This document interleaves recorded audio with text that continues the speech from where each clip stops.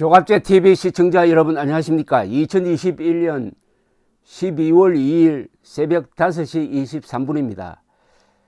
간밤에 곽상도 전 국회의원에 대한 구속영장이 기각되었습니다. 범죄 성립이 의심된다는 겁니다. 엉터리 수사를 했다는 겁니다. 쉽게 말하면은 화천대유가 50억 원을 주거나 약속했다는 이른바 50억 클럽에 거론된 곽상도 전 의원에 대한 구속영장이 어젯밤에 기각된 겁니다. 서울중앙지법 서보민 영장 전담 부장판사는 범죄 성립 여부에 대한 다툼의 여지가 있어 피의자의 방어권 보장이 필요한 것으로 보이는 반면에 구속의 사유 및 필요성, 상당성에 대한 소명이 부족하다면서 영장을 기각했습니다. 엉터리 수사를 했다. 범죄 성립 여부에 대한 다툼의 여지가 있다는 것은 이게 범죄가 되는지에 대한 확신이 없다. 그러니까 구속할 수 없는 거죠. 또 도망갈 염려도 없는 사람이니까. 그런데 왜 영장을 청구를 했습니까? 곽 전 의원에게는 대장동 개발 사업 초기인 2015년 초 하나은행 컨소시엄이 무산될 위기에 처하자 화천대유 대주주 김만배 씨의 부탁을 받고 컨소시엄을 그대로 유지하도록 하나은행 측에 영향력을 행사한 혐의, 즉 특정 경제범죄 가중처벌법상의 알선수재 혐의가 적용됐습니다. 검찰은 곽 전 의원이 그 대가로 2015년 아들을 화천대유에 입사시켜 지난 3월 퇴직금 등의 명목으로 50억 원을 받았고 세금 등을 제외하면 실제 수령액이 25억 원이다 라고 판단을 했다는 겁니다. 곽 전 의원 구속영장이 기각되자 법조계에서는 사실상 검찰이 부실 수사를 한 결과라는 지적이 나왔습니다. 검찰은 곽 전 의원 영장에 그가 청탁을 한 대상과 일시 및 장소 등 구체적인 정황을 적시하지 못한 것으로 알려졌다는 겁니다. 그러니까 딱 부러지게 언제 누구를 어디서 만나가지고 어떻게 이런 구체적인 내용이 없다는 겁니다. 그럼 영장을 왜 청구합니까 도대체? 곽 전 의원과 관련한 의혹은 지난 9월 말 언론 보도를 통해 처음 알려졌는데 한 법조인은 수사팀이 2달 동안 수사를 제대로 했는지 의문이 든다라고 했습니다. 검찰은 이날 법원에서 열린 구속영장 실질 심사에서 천화동인 5호 소유주 정영학 회계사가 제출한 녹취록 등을 근거로 대가성이 입증된다는 주장을 한 것으로 전해졌는데 그 녹취록을 뒷받침할 만한 증거를 세우지 못했다 이런 이야기입니다. 반면에 곽 전 의원 측은 검찰 주장대로라면 청탁 시점과 대가 지급 시점이 6년이나 차이가 나는 등 개연성이 부족하다는 취지로 소명을 했고 곽상도 의원도 전 의원입니다. 이분 국회의원직을 스스로 그만둔 사람입니다. 그 어떤 장소 뭐 이런 거는 물론이고 그 시기에 거기에 나는 가지 않았다는 알리바이 성립을 주장을 했다는 겁니다. 한편 검찰은 2015년 대장동 사업이 본격화하기 직전에 황무성 전 경남 성남도시개발공사 사장에게 사퇴를 압박한 유한기 전 성남도시개발공사 개발사업본부장을 소환 조사했습니다. 자, 곽상도 전 의원이 아들이 퇴직금 50억 원, 세금 떼면 25억 원을 받은 걸 이걸 알선수재, 이 뇌물은 아닙니다.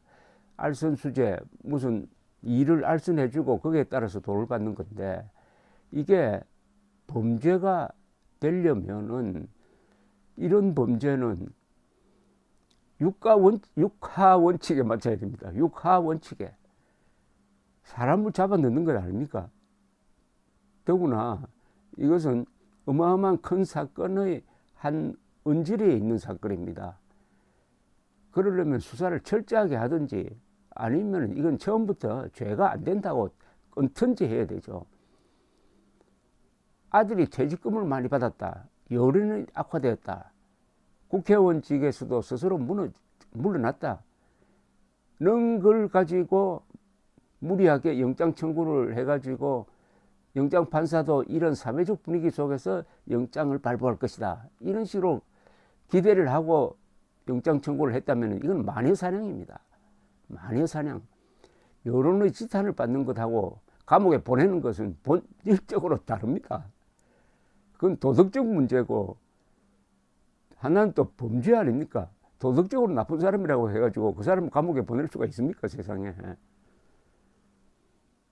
그리고 곽상도 전 의원은 이 사건에서 유일하게 국민의힘 소속으로서 이 사건에 연루된 사람입니다.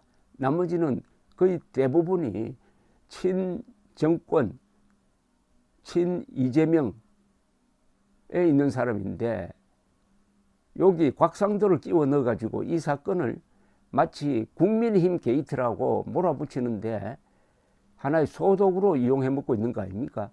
그러니까 곽상도를 지칭하면서 국민의힘 게이트라고 이재명이 지금까지 이야기해 온 것 아닙니까? 그걸 맞춰주기 위해서 검찰이 무리하게 구속영장 청구를 했다. 기각될 게 없이 뻔히 알면서도 했다면은 이런 또 음모론을 펼칠 수가 있습니다. 다른 사람, 곽상도 이외에 다른 권순일, 박영수 등등 다른 사람들에 대한 수사도 적당히 듣기 위해서 곽상도 영장 청구를 해가지고 기각되게 만들므로써 다른 사람들도 불기소를 하든지 불구속 기소를 하든지 봐주는 것을 말하자면은 정당화하기 위해서 소독으로 이용했다. 이렇게도 볼 수 있습니다. 그렇다면 머리를 쓴 거죠. 나쁜 방향으로 머리 썼는데. 그리고 크게 보면은 대장동 사건의 몸통 이재명에 대한 수사를 하지 않고 이재명에 대한 소환도 하지 않고 곽상도에게 영장 청구한 게 이게 균형이 맞습니까? 이재명은 소환도 하지 않고 곽상도에게는 무리하게 영장 청구했다가 기각이 되고 이런 불균형의 그 바닥에는 뭐가 있습니까? 이번 수사를 통해서 이재명을 살려놓겠다. 어떻게 하든지 이재명을 대통령 후보로서 지켜내겠다는 그게 검찰의 수사 목표 아닙니까? 그렇다면 이건 부정선거입니다. 또 다른 차원의 부정선거입니다. 여기 만약 공수처가 하는 수사까지 같이 겹친다면은 공수처장과 검찰총장은 역사책을 한국 현대사책을 다시 가져와 가지고 최인규 내무장관이 왜 사형되었는지 한번 읽어볼 필요가 있습니다. 그 사람은 사람을 죽여서 사형된 게 아닙니다. 1960년 3.15 부정선거를 지휘했다고 해가지고 사형된 겁니다.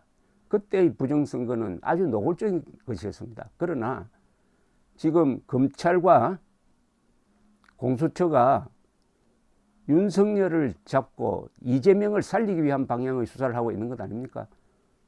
하늘이 두렵지 않습니까? 역사가 두렵지 않습니까? 감사합니다.